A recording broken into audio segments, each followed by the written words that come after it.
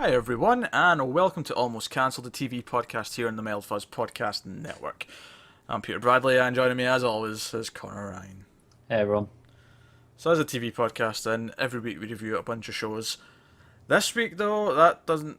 I mean, we did It's not review... really a bunch, is it? No, we reviewed two shows this week because we're in this weird space between all the shows ending and all the summer stuff starting, and then also Preacher decided to take a week off, so we didn't have that this week. So... And Outcast aired its first episode early. Yep. Yeah. So we have Game of Thrones, which isn't us that review that. We have Matt and Alan who come in and review that, and we have Winona Earp. So that's the reviews for later. So you can get them at the end of the show if you're on the audio. If you're on YouTube, just click in the more information box in the corner, and you'll get the playlist for all the reviews, and you can find them nice and easy. It's especially weird that this worked out this week has almost no reviews, because it's episode 100. It's a little bit odd. This is the 100th episode of Almost Cancelled. Of course, if you watch on YouTube, that means nothing to you because everything's all split up and it doesn't really matter. But if you listen to the audio versions, this is the 100th one. So what do we have in place of all those extra reviews? Well, we have a bonus review for Killjoy Season 1. So again, if you're on YouTube, you can just click on the information and you'll find that in the playlist. Because we're probably going to cover Killjoy Season 2 when it starts on the 1st of July, so you can look forward to that. So we thought we'd catch up and watch Season 1 and give some thoughts on that. So it was a fairly meaty review of the first season of that.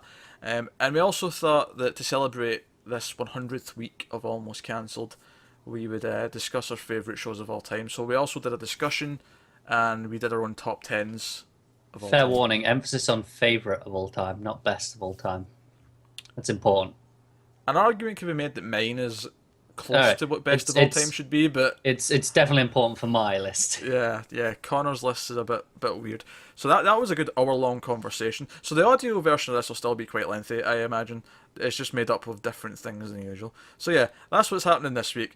So you've got your usual review of Game of Thrones, usual review of Winona Earp, a review of And Killjoy then- Season 1, and a top 10 of all time list from both of us, which is more of a discussion.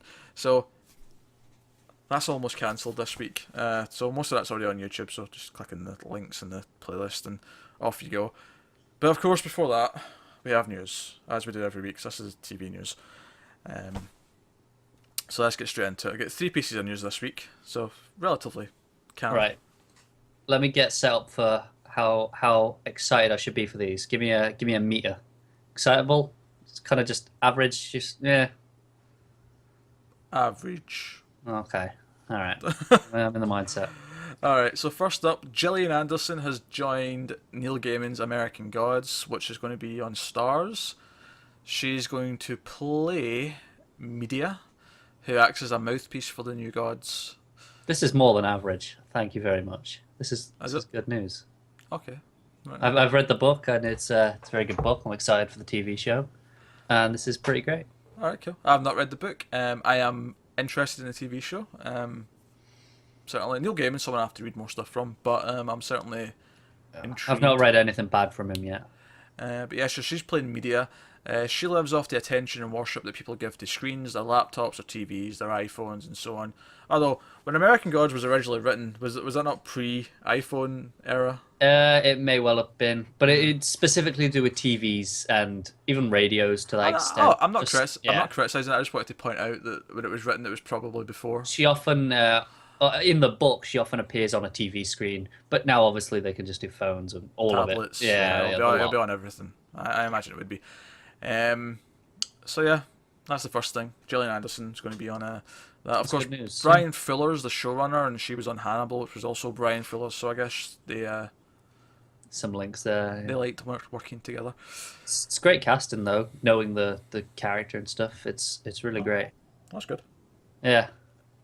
Always is nice to see when it's actually good casting and decent people in the roles. And it shows that they're taking the show seriously, I suppose, if you got some names attached. Yeah. Next up, HBO has given a series order to Barry, which is a half-hour comedy starring Bill Hader. Hader plays an ex. I actually vaguely remember discussing this at some point, like the plot. So I think it did come up in a sort of they're looking at this kind of thing. but they've actually ordered it. So Hader plays a ex-marine who works as a low-rent hitman, but he ends up moving to LA when he fails to kill someone and gets involved in the theatre community. So he becomes I an don't remember actor. this at all. I vaguely remember the whole hitman, but gives it up to become a theatre actor. I have no feelings on this either way, personally. Bill Hader's someone who I have almost no opinion on, mainly because whenever he pops up in something that I do watch already, like Brooklyn Nine-Nine, when he popped up, he was like really weak. I thought maybe it wasn't him, maybe it was the character, but Yeah, I don't have any. Yeah, I don't feel strongly either way about him. He's just there. he's just there. I bet he'd love to hear that. Hey, he's got his fans. I'm just not one of them. Yeah. So yeah, that's Barry. That'll be, I don't know when that'd be, probably next year.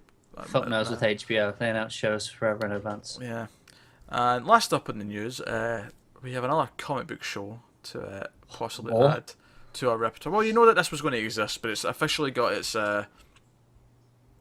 series order, and that's Legion from FX, which Yes. is one of two X-Men TV shows that were in the works. I don't know if the other one's still happening. Maybe that's just went by the wayside. That was the Hellfire Club one, I think, on Fox. But this is only going to be 8 episodes, so it's a shorter season on FX. Even by FX's standards, they tend to have 10 to 13. Yeah.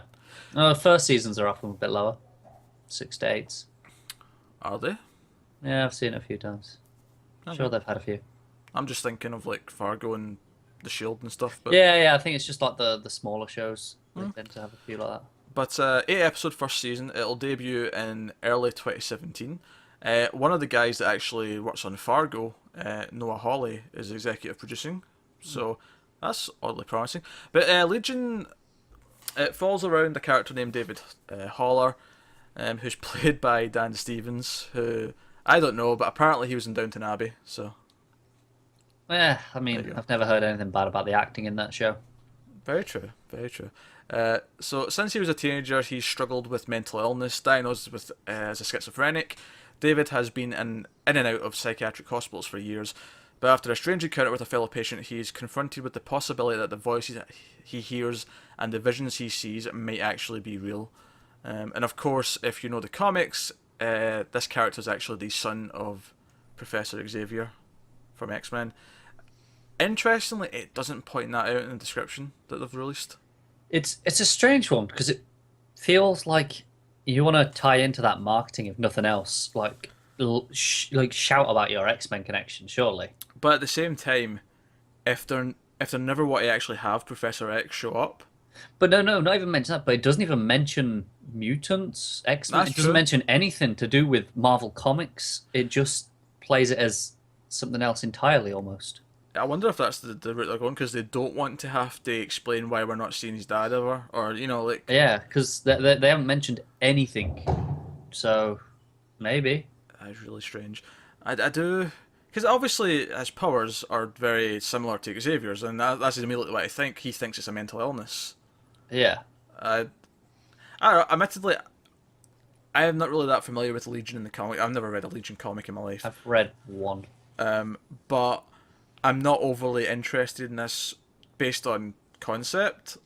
That said, I mean, having someone from Fargo working on it makes me think, oh, well, maybe this will be. Who else in the cast? I vaguely remember some more names I recognised. Oh, I can't remember. I'm sure this was in the news like months ago. And Yeah, there was. I know there was a woman I remember thinking, oh yeah, I know her. And thinking, oh, that was pretty good. Who was it?